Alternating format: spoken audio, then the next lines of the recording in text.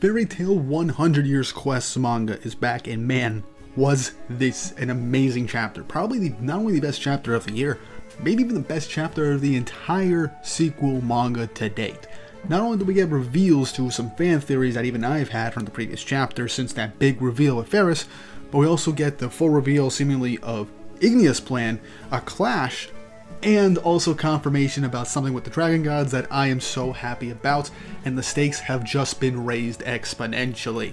So much happened in this chapter. I feel like it's two chapters jammed into one, but I am so happy with it because a lot of stuff went down. But before we jump right into this chapter, don't forget to like and subscribe and hit the notification bell for updates on future videos. It really helps. It shows you guys enjoy the content I make here on the channel and shows you want to see more. Also, the Fairy Tail 100 Years Quest anime just started airing the Sunday before this video came out, and I already reviewed the very first episode, so if you want to hear my thoughts on the first episode, go check that out. I'll see how long I can try and review the anime alongside the manga, and see how much I can do with that. But I would appreciate the support, as I would love to keep talking Fairy Tail with you guys. Now with that out of the way, let's jump right into things. Chapter 163 of 100 Years Quest, titled Black Will. Cover image, Jenny and Mira in the ocean, bikinis. Nice. But on to the chapter. We start things off directly from last week, where the Black Wizard Ferris shows up and introduces herself in front of everybody, and Ignea notices that she feels a lot like Acnologia. And then as we get a cool panel with her just taking up the entirety of the page with a few panels of Ignea and Natsu just reacting to her, Natsu instantly thinks, oh, you're Ferris. Oh, you seem awfully different, as he's thinking of the Ferris that we know previously who was from Alentar. But we get a menacing look from her as Natsu just being all friendly, wondering why she looks like this. Oh wait, you're not her, you're probably from Edalis. But the Ferris we have now states that many worlds exist in this universe, and they are all said to contain versions of the same people. As she goes on to say that, for example, the Ferris in Edalis is just a girl living in the countryside. Meanwhile, the Ferris in Alentar is a shrine maiden who harmonizes her world's magic. And so Natsu comes to the realization, as she states that I am the Ferris of Earthland. But Ignea stops her right there, stating, I don't care who you are, but I don't want you here. Stating that you're a black wizard. Zeref's dead. Acnologia too, with I just really like that in the background with a grinning smirk. Ignea states that Acnologia is dead with an image of Acnologia in the background. I love it. I love that Acnologia's presence is still felt throughout the entirety of the story for the sequel. He just had that big of an impact. But yeah, the Signario sisters and Natsu end up reacting to Ignea stating this, as Natsu realizes now that you mention it, why do you feel like Acnologia? As Ferris goes on to say that I'm a black wizard and a black magic dragon, pitch black wings. So she is seemingly a dragon slayer perhaps, or is capable of using dragon powers. But just as she says this, Ignea whips up a giant ball of flames around his hand, preparing to attack, as he says, you're pretty interesting, but I'm right in the middle of talking about something important with Natsu. I also find it funny that Natsu just off in the corner being like, wait, you were talking about something important just now? Instantly forgetting about the Dragon King Festival the moment Ferris showed up. But Ignea charges up his flaming fist, saying, could you stay out of our way? As Ferris lifts up her hand and says, you're scared of Acnologia, aren't you? Now this is something very interesting because I've stated in the past that based off of interactions and dialogue, it's very heavily implied that Ignea, just like all the Ronin in the past, has fought Acnologia once and they probably fought to a stalemate. It's never 100% clear, but this probably showcases that at the bare minimum, Ignea has seen or met Acnologia at some point in the past, stating that he felt Acnologia's presence from Ferris, and I like how Ferris is taunting Ignea being like, you're scared of him, aren't you?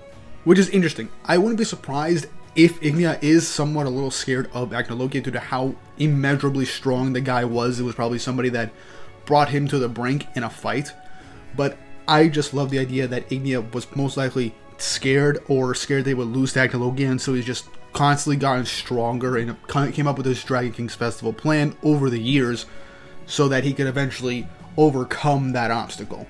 At least that's my interpretation of things. But as Ferris lifts her hand and Ignea charges up, we get a full 2-page spread of the two of them clashing. Ignea's flames and Ferris's black magic. And God, this panel looks freaking amazing. Like, I want to get this just colored and just have it as a wallpaper for my computer. That's just how cool this looks. and the impact of that blast literally destroys both sides and blasts right out of Ignea's castle, shocking everybody in the room, not phasing Ignea or Ferris, as the two of them have not moved an inch, potentially showcasing that she and him are on roughly even playing field, despite the two of them not having any real showcasing of being serious in this instance, showcasing all of their power. But as this dissipates, we then see Ferris's left arm, as her left arm is not only look like a gauntlet, but it's the exact same pattern as Acnologia's, as this instantly catches Ignea and Natsu's attention, as they're like, wait, that arm? As Ferris smirks and says yes, as we get a flashback to when Igneal and Acnologia fought, and Igneal ripped off Acnologia's left arm, and it fell to the ground in Igneal's dying moments. As she states, your father Igneal bit off Acnologia's left arm, and it gave me power, the power of black darkness. I am Acnologia's will embodied, the one who will destroy everything. Oh my god, he's so goddamn cool! Now, they called us crazy. They called us coping. They said that this was impossible. Anybody that doubted the Acnologia left arm theories, where are you at now? This makes a lot of sense considering that we never addressed the fact that a literal giant piece of the literal dragon that could basically destroy the world potentially is just gone and nobody has ever acquired it. Now this is finally getting answered. Ferris came across it and managed to take its power and make it her own, giving her the power of dark magic, or at least black magic in terms of Acnologia's power, thus making her the embodiment of Acnologia's will. Now, really quick about the arm. It's one of a few things. One, she somehow ate Acnologia's flesh and became a 5th generation Dragon Slayer. She maybe ended up processing in a way Acnologia's arm into making it into this gauntlet type thing. She might be similar to Wall from the Spring 12, meaning like a Machia person, like the race of Machia, which is like a machine-like creature, and then just found a way to turn Acnologia's arm into a gauntlet. Maybe she used black magic to find a way to turn Acnologia's arm into a gauntlet and place it upon herself and replace her own left arm. Or, which is something that I would really like if possible, this is a takeover spell. Like how Mira, Elfman, and Lizana have takeover magic, perhaps finding the disembodied arm of Acnologia, Ferris, using her black magic and knowledge of magic potentially at the time, managed to use takeover magic on Acnologia's severed arm and make it her arm, making it a partial transformation, a partial takeover, giving her Acnologia's power onto herself. Because dragon takeover magic sounds like something that's very cool, not super likely due to how tough dragons are, but that'd be really cool. But I also want to know how Ferris managed to touch Acnologia's scales, because something I didn't even remember until somebody brought it up in like the subreddit and in a group chat I'm in, that apparently dragon scales in the fairy tale world can't fully be touched by humans, as it does injure them or burn them until the dragon's dead or the part is cut off. The scales turn plain white and then they can end up being touched. So one of the possible things that I just mentioned could be how Ferris ended up getting Acnologia's left arm. But yeah, this is definitely a plot point that I am so happy that got addressed and fully fleshed out in this chapter. But after hearing this, Ignea goes from surprise to seriousness, then looks over to the Signario sisters and tells them, do it. As the two of them hold up their hands and create this bright fire, as then a pillar of flames erupts from the two of them, shocking Natsu and catching Ferris' attention. As then the entirety of the Fire God's castle erupts in a pillar of fire, with Ignea stating the true Dragon King festival is already beginning, as Ferris pays attention to what Ignea is trying to say. Encased in flames, Ignea states to Natsu, in your country, they call defeating the 5 Dragon Gods the 100 Years Quest, because it's been 100 years and nobody's been able to defeat us. As Natsu's questioning what Ignea means by this, he goes on to state, and you sealed 4 of them away. Seems impossible, right?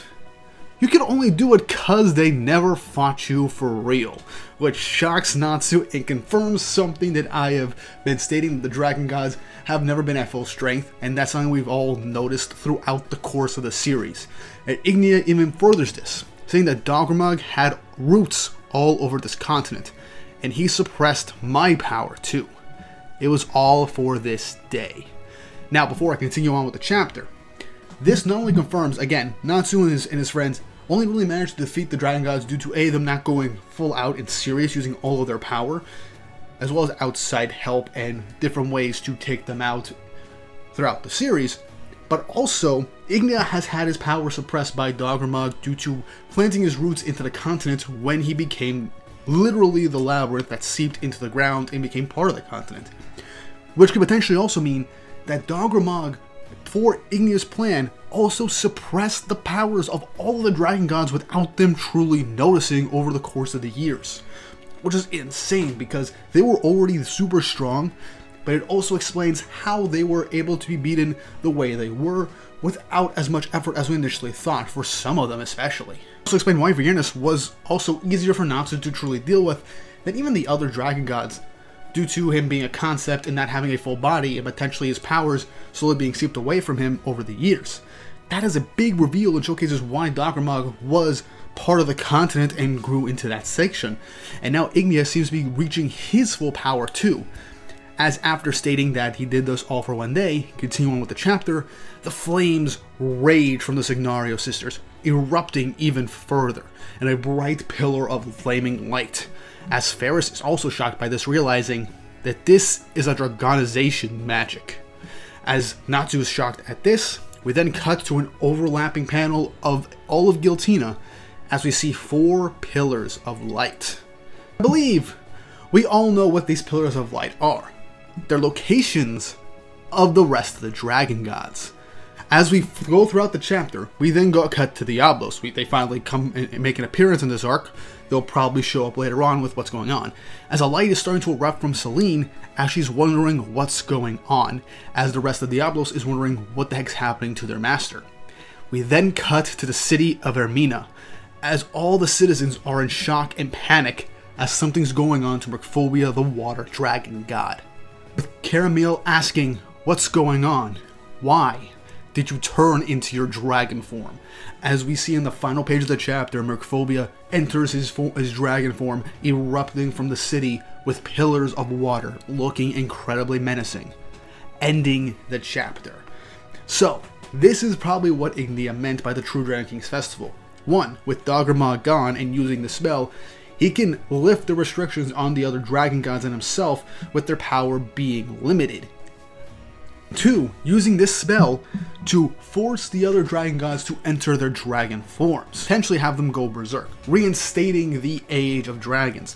But I think this goes even further, because when we look at this map, obviously in certain sections there's Ermina and then there's where Selene is. But in one of these areas, it's where Alderaan was, and where Viernus was. So these 4 lights might possibly be telling us the locations of all 4 of the Dragon Gods that were previously defeated, not counting Ignia, and showcasing not only that Selene and Merkphobia are going to enter their dragon states, but perhaps fully bring back Viernus and Alderaan, but at full power, no limitations, no injuries from previous fights of Acnologia, nothing.